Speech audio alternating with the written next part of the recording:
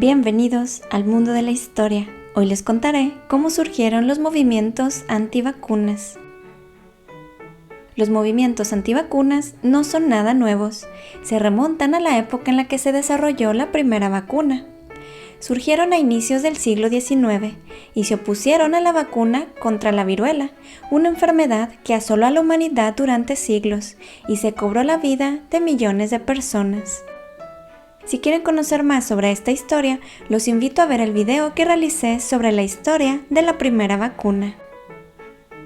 En 1796, el médico inglés Edward Jenner probó la eficacia de la inoculación de personas con viruela vacuna.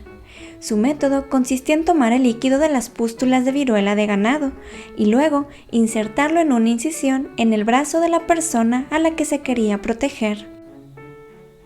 El receptor padecía síntomas leves, pero al cabo de unas semanas desarrollaba inmunidad contra la viruela en humanos. Muchas personas criticaron su método, argumentando que era insalubre, poco ético e irreligioso, pues infectaba a personas con material de animales enfermos, por lo que se opusieron enérgicamente a su práctica. Otros simplemente fueron incrédulos de su efectividad, a pesar de que miles de personas habían desarrollado inmunidad contra la viruela.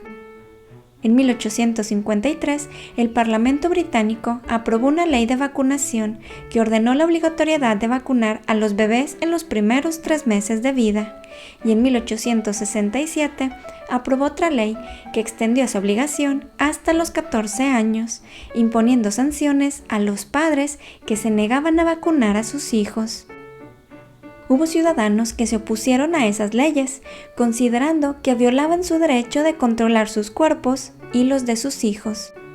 Ni las multas ni las penas de prisión resultaron eficaces para que los padres presentaran a sus hijos a la vacunación, incluso algunos preferían ser enviados a prisión. Estos activistas se reunieron y formaron las ligas antivacunación y antivacunación obligatoria, seguidas de numerosas revistas antivacunas que utilizaban argumentos como el siguiente: vacunación, sus falacias y males. La ciudad de Leicester, en Inglaterra, fue el lugar donde la fuerza antivacunas tuvo mayor éxito. Tan es así que en 1877 las autoridades locales de salud adoptaron el método Leicester, que consistía en realizar cuarentenas cuando había un brote que se sospechaba podía ser endémico. Se desinfectaban las viviendas y la ropa de los enfermos, aunque en ocasiones preferían quemar tanto las prendas como la ropa de cama. Como resultado de los movimientos antivacunas y el éxito de esas cuarentenas, en septiembre de 1879 se aprobaron las cuarentenas obligatorias como sustitutos de la vacunación infantil en Leicester. Los antivacunas de esa ciudad publicitaron acciones contra la vacunación obligatoria, tanto en los periódicos como en espacios públicos, y se valieron de la coacción particular, por lo que disminuyó dramáticamente el número de padres que optaron por vacunar a sus hijos. En 1873, de casi 4.500 niños nacidos, 3.730 fueron vacunados con éxito. 10 años después, de los 4.819 niños nacidos, solo 732 fueron vacunados, y al año siguiente, únicamente 7. Los antivacunas en ese país impulsaron prácticas médicas alternativas, incluyendo la homeopatía y la herboristería, a la par que distribuían su propia literatura, advirtiendo a la gente sobre los peligros de la vacunación. Cuestionaron la competencia de los médicos para recomendar la inoculación, un procedimiento que les parecía peligroso e insalubre, y acusaron de estar coludidos a los médicos y las autoridades para empobrecer a los ciudadanos con el incremento de impuestos, a fin de financiar las campañas de vacunación. En 1885, Leicester fue escenario de las manifestaciones antivacunas más notorias en esa época. Se reunieron miles de personas para manifestarse en contra de las leyes de vacunación. Las manifestaciones y la fuerte oposición a las vacunas condujeron a la creación de una comisión para estudiar la vacunación. lo que coincidió con el brote de viruela de 1892, en donde la ciudad de Leicester salió muy bien librada, en comparación con ciudades con una mayor tasa de vacunación.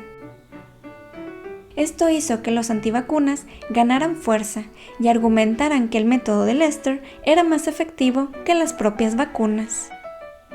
Los médicos, por su parte, alegaron que el método había funcionado porque se trataba de una ciudad con una población pequeña.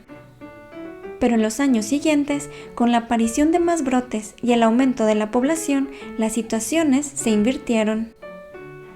Las ciudades con un gran número de habitantes y una buena tasa de vacunación, como Londres, tuvieron éxito en frenar la propagación de la enfermedad, en tanto que las localidades con poca tasa de vacunación registraron un gran número de muertes.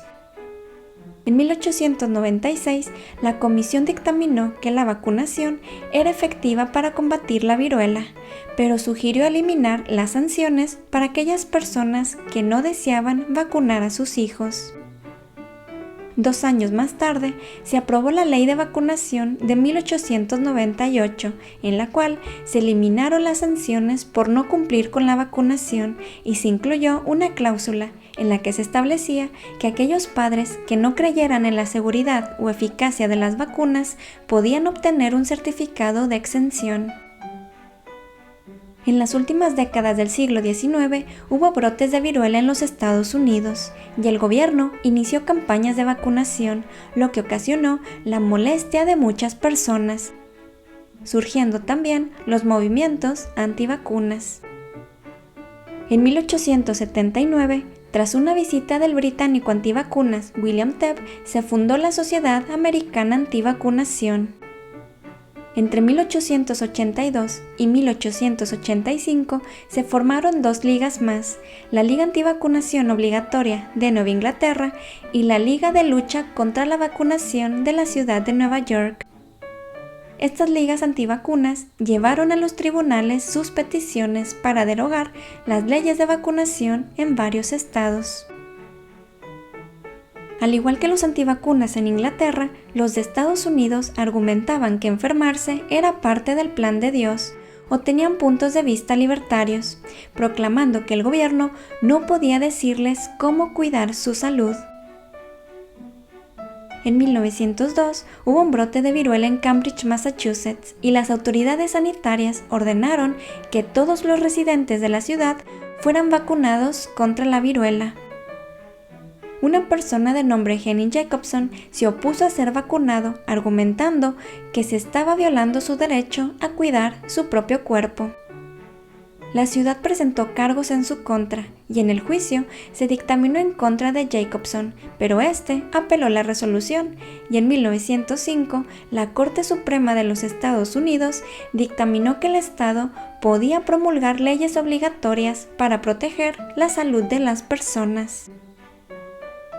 En Gran Bretaña, las leyes de 1898 y 1907 permitieron la objeción de conciencia a la vacunación contra la viruela, y esto provocó una disminución considerable en el número de niños vacunados, lo que reflejaba sus políticas liberales. A inicios del siglo XX, la fiebre tifoidea fue una de las principales causas de muerte de los soldados británicos en el extranjero. A pesar del éxito de la inoculación contra dicha enfermedad, los oficiales del ejército confiaban más en medidas sanitarias como el método de Leicester. Sin embargo, la fiebre tifoidea mató a 8.000 soldados británicos en la guerra de Sudáfrica, lo que provocó un escándalo nacional que hizo retomar el interés por la vacunación, pues durante la Primera Guerra Mundial se vacunaron a miles de soldados antes de partir al extranjero, aunque la vacunación no fue obligatoria debido a la presión de los antivacunas. El sentimiento antivacunas se hizo más fuerte en 1929, cuando lamentablemente en Lübeck, Alemania, se vacunaron a varios bebés con un lote contaminado de la vacuna BCG para la tuberculosis, lo que provocó la muerte de 72 bebés.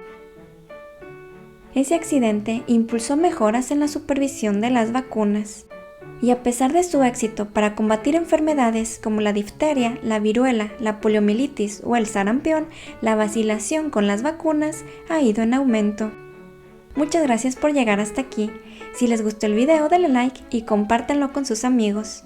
Suscríbanse a mi canal y activen la campanita para que no se pierdan ningún dato curioso e interesante de la historia. Cuéntenme en los comentarios qué opinan del origen de los movimientos antivacunas.